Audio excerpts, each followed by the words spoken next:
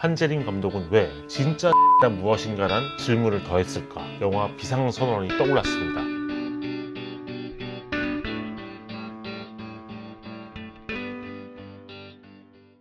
오늘은 넷플릭스 오리지널 더 에이티쇼에 관한 이야기입니다. 네이버 웹툰 머니게임과 파이게임을 원작으로 영화 관상, 비상선언의 한재림 감독이 연출한 시리즈죠. 보신 분들은 아시겠지만 이 시리즈는 머니게임보다는 파이게임의 설정을 주로 따라갑니다. 머니게임과 비교할 때 파이게임의 게임은 그리 직관적이지 않습니다. 참가자 중 한 명이라도 죽으면 게임이 끝나고 동시에 상금 적립도 끝나는 형식이라는 점에서 좀 더 풍부한 이야기를 덧붙일 수 있는 설정입니다. 그래서 오늘의 핵심적인 이야기는 더 에이트쇼가 이 게임의 설정을 어떻게 확장했는가에 대한 내용이 될 것 같습니다. 오늘도 당연히 스포일러가 많습니다. 아직 더 에이트쇼를 시청하지 않으신 분들은 주의하시기 바랍니다.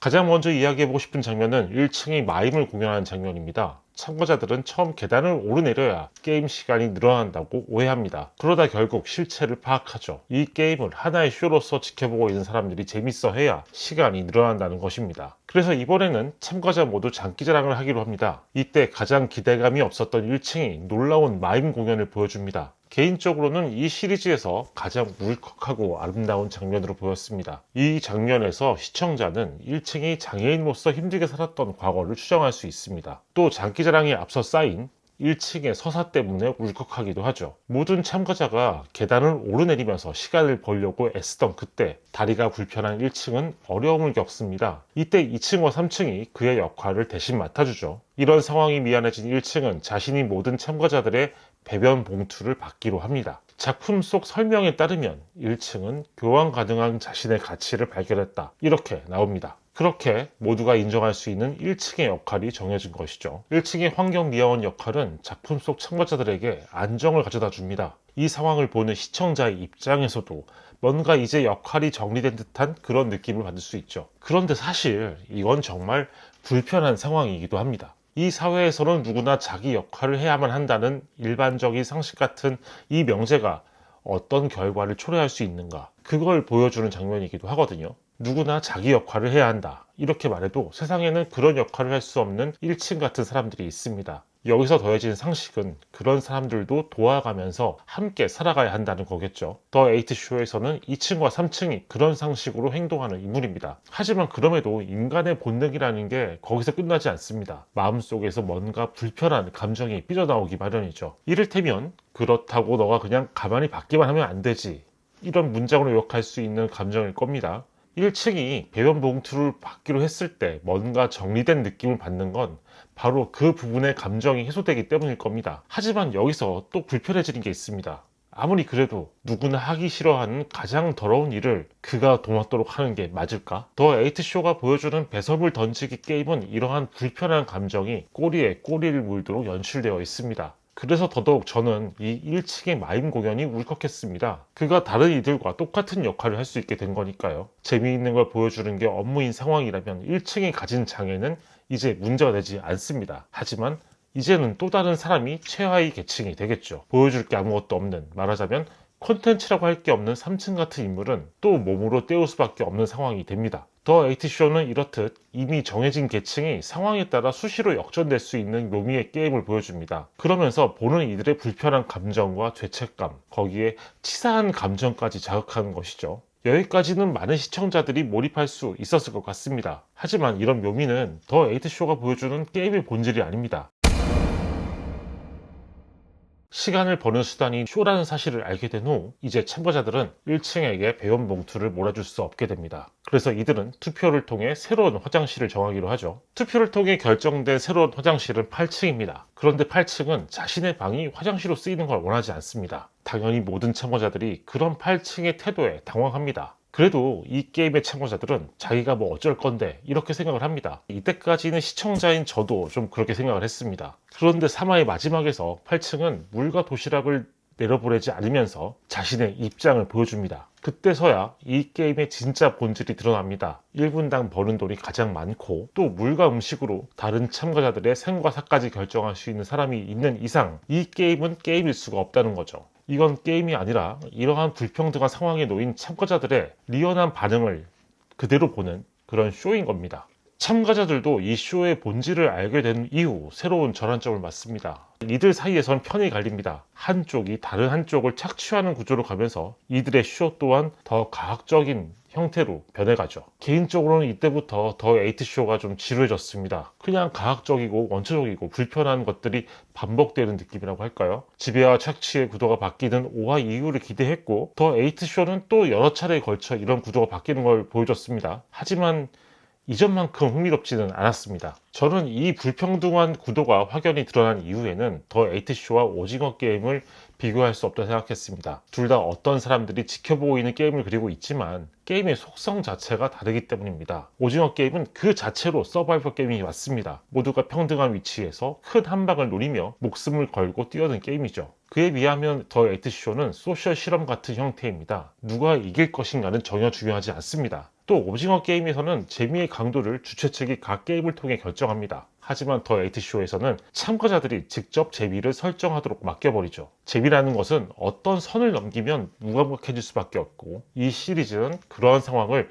아주 그대로 보여주고 있습니다. 사실 여기까지가 제가 더 에이트쇼를 보면서 느낀 감정이었습니다. 코미디, 폭력, 반전, 배신, 가학, 이런 것들이 요동치는 불편한 생쇼를 보여준다는 것. 하지만 그런 재미도 반복될수록 재미가 덜했다는 것. 나름 현실에 대한 풍자가 있지만 그마저도 반복되니까 지루했다는 정도였습니다. 하지만 이렇게 생각하고 난 후에도 여전히 풀리지 않는 궁금증이 하나 있었습니다. 바로 이 남자입니다.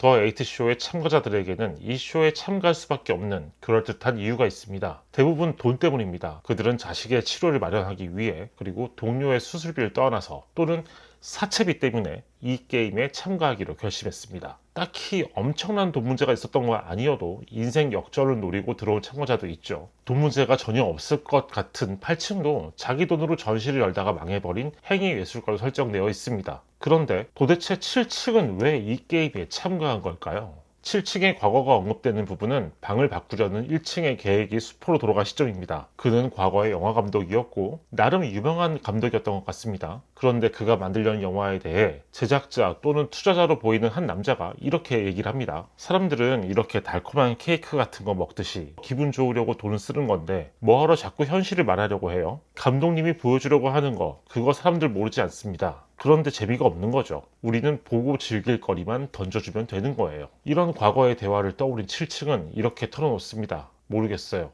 사실 척만 했지 모르겠어요. 대충 이렇게만 보면 7층은 원래 딱히 크게 망한 사람이 아닙니다. 3층처럼 엄청난 빚을 진 것도 아니고요. 다시 뭔가 해볼 수 있는 기회가 없는 사람이라고 볼 수도 없죠. 그런데도 이 게임에 뛰어든 이유는 무엇일까? 분명 7층의 이유는 다른 참가자들의 이유와는 다를 겁니다. 작품 안에서 찾을 수 있는 힌트는 하나뿐이죠. 이 7층은 재미란 무엇인가를 고민하는 영화 감독이라는 겁니다. 그리고 작품 밖에서 찾을 수 있는 힌트는 바로 한재림 감독입니다. 7층의 캐릭터가 다른 참가자들에 비해 혼자만 붕 떠 보인다고 해도 한재림 감독에게는 이 7층이라는 인물이 재미란 무엇인가를 고민하는 영화 감독, 딱 그렇게 설정되어야만 했던 겁니다. 그러니 7층이 이 쇼에 참가한 이유도 그에 맞춰서 추정을 해야 합니다. 저는 이렇게 생각했습니다. 7층은 이 쇼에서 사람들이 좋아하는 재미가 무엇인지를 탐구해보고 싶었던 게 아닐까. 에필로그를 보면 이 부분이 명확합니다. 7층은 자신이 쓴 더 에이트쇼라는 제목의 시나리오를 앞서 만난 남자에게 건넵니다. 이 남자는 또 이 내용을 만족해하죠. 이 쇼가 진실인가 아닌가를 놓고 여지를 남기지만 어쨌든 7층은 이 이야기로 하나의 재미있는 시나리오, 사람들이 보고 즐길 수 있는 이야기를 쓴 걸로 나옵니다. 이렇게 볼 때 7층은 더 에이트쇼라는 이 시리즈 자체에 대한 메타적 관점의 인물을 볼 수 있습니다. 총 8화에 걸쳐 이 게임을 통해 드러난 재미를 놓고 이게 정말 재미있는 것인지 스스로 반문해 보는 거죠. 동시에 더 에이트쇼뿐만 아니라 전체 넷플릭스 오리지널, 더 넓게는 다른 OTT 플랫폼의 오리지널, 더 나아가서는 유튜브 컨텐츠나 쇼폼 컨텐츠까지 현재 대중의 도파민을 분출시키는 모든 컨텐츠의 재미에 대한 그런 질문이 아닐까. 그렇게도 생각해 보았습니다. 이런 생각에서 다시 더 에이트쇼를 돌이켜보면 좀 인상이 달라집니다. 언뜻 사회적 불평등과 계급에 대한 어떤 상징적인 우화처럼 보일 수 있지만 이 쇼는 어디까지가 재미인가라는 질문을 체험시키는 그런 실험극 같기도 하기 때문입니다. 웃음으로 시작해서 폭력을 거쳐 과학적인 고문으로 진행되는 이 쇼의 전개도 재미를 극한까지 추구하는 형태에 부합하기 때문입니다. 이때 또 이런 의문이 생기죠. 한재림 감독은 왜 더 에이트쇼에서 진짜 재미란 무엇인가란 질문을 더했을까? 저는 생각을 해보다가 한재림 감독의 바로 직전 작품이었던 영화 비상선언이 떠올랐습니다. 실제 관객들이 어떻게 보았는지보다 영화를 둘러싼 논란이 더 많았던 영화였죠. 역바이럴 논란이 있었고, 관객 수 조작 논란, 배급사가 관객을 고소하는 이런 일도 있었고요. 이전까지 한 번도 흥행에 실패한 적이 없었던 흥행 감독으로서 그는 그런 상황이 혼란스러웠을 수도 있을 것 같습니다. 내가 진짜 재미없는 것을 만든 건가? 재미없을 수도 있는데 이 정도로 격한 반갑을 살 정도로 재미없는 것이었을까? 그런 의문과 고민이 깊게 자리 잡지 않았을까? 제가 추정할 때는 어떤 형태로든 비슷한 고민이 있었기 때문에 이런 7층 같은 인물을 굳이 설정해서 메타적인 관점을 제시했을 것 같습니다. 이건 어디까지나 7층의 캐릭터를 이해하려고 노력하는 저의 추정인 거죠. 물론 그런 메타적인 관점의 의도가 있었다고 해서 더 에이트쇼가 더 훌륭한 작품인가? 더 재미있는가? 이건 좀 따로 생각해 볼 문제인 것 같습니다. 저의 관점에서는 흥미롭기는 했다. 이런 정도가 될 것 같네요. 그럼 오늘도 코멘트를 남겨보도록 하겠습니다. 지금 왓챠피디아로 들어왔고요. 더 에이트쇼로 들어가보면 현재 평균 별점이 한 1300명의 관객이 평가를 했는데 3.3이네요. 저는 2.5로 하겠습니다. 코멘트를 남겨볼게요. 어디까지가 재미인가에 대한 실험극일 수도, 그렇다고 해도 그닥 재미없음. 저희는 이렇게 코멘트를 적도록 하겠습니다. 오늘의 이야기는 여기까지입니다. 저는 곧 또 다른 작품에 대한 이야기로 돌아오겠습니다. 감사합니다.